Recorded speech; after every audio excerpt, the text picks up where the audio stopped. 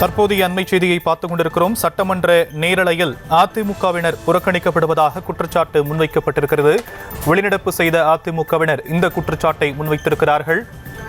சட்டப்பேரவை நேரலையில் அதிமுகவினர் புறக்கணிக்கப்படுவதாக குற்றச்சாட்டு முன்வைக்கப்பட்டிருக்கக்கூடிய அண்மை தகவலை பார்த்துக் கொண்டிருக்கிறோம். நாடாளுமன்ற நிகழ்வுகளோடு ஒப்பிட்டு காங்கிரஸ் எம்பி மாணிக்கம் தாக்கூர் கேள்வி எழுப்பியிருந்த நிலையில் தற்போது சட்டமன்ற நேரலையில் அதிமுகவினர் புறக்கணிக்கப்படுவதாக குற்றச்சாட்டு முன்வைக்கப்பட்டிருக்கக்கூடிய அண்மை தகவல்.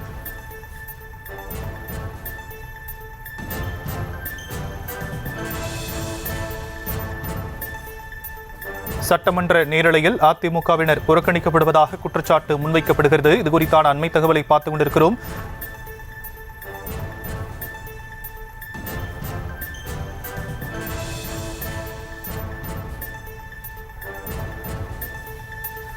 ஆண்டின் முதல் கூட்டத்தொடர் தொடங்கி இருக்கக்கூடிய நிலையில் அதிமுக சட்டமன்ற உறுப்பினர்கள் வெளிநடப்பு செய்திருக்கிறார்கள். சட்டமன்ற நேரலையில் அதிமுகவினரின் புறக்கணிக்கப்படுவதாக குற்றச்சாட்டு முன்வைக்கப்பட்டிருக்கக்கூடிய நிலையில் விவரங்களை நம்முடைய செய்தியாளர் ராஜேஷ் விளங்கலாம் கேட்கலாம். ராஜேஷ், விரிவான விவரம். ஷாம், வணக்கம். ஆண்டினுடைய முதல் சட்டமன்ற கூட்டத்தொடர் தற்போது நடைபெற்று வருகிறது. இதில் இன்றைய தினம் அதிமுகவினர் அண்ணா பல்கலைக்கழக விவகாரம் மற்றும் மதுரை டங்ஸ்டன் சுரங்கம் இந்த இரண்டு விஷயங்களுக்கு எதிர்ப்பு தெரிவித்து கருப்பு சட்டை அணிந்தும் முகத்தில் மாஸ்க் அணிந்தும் அவர்கள் சட்டப்பேரவை வளாகத்திற்குள்ளே வந்திருக்கிறார்கள். அவர்கள் இன்று காலையிலிருந்தே அவர்கள் அந்த லைவ் அவுட்டிலே காட்டப்படவில்லை, டிவியிலே காட்டப்படவில்லை என்பது அவர்களுடைய ஒரு முக்கியமான ஒரு குற்றச்சாட்டாக இருக்கின்றது.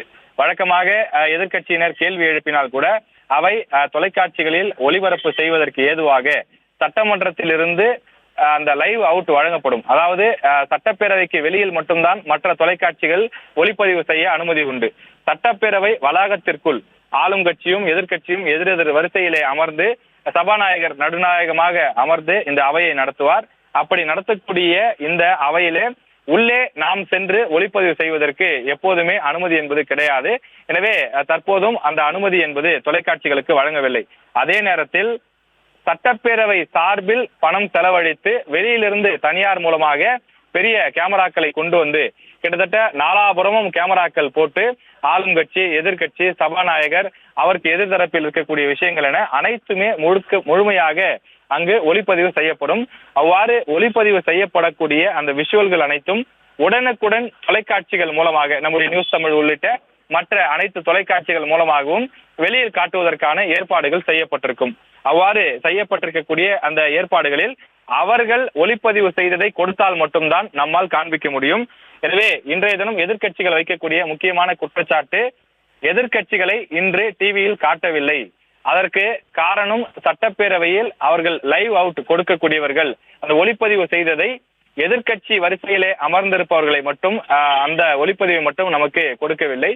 ஆளும் தரப்பு முதலமைச்சர் அதே போல சபாநாயகர் ஆகியோர் தரப்பில் இருப்பதை மட்டும் காண்பித்திருக்கிறார்கள். காங்கிரஸ் கட்சியினுடைய எம்பியும் கூட இது தொடர்பாக கண்டித்து அவர் தம்முடைய சமூக வலைதளத்திலே பதிவிட்டிருக்கின்றார்.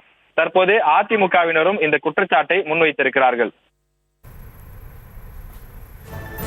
தற்போதைய விவரங்களுக்கு நன்றி ராஜேஷ்.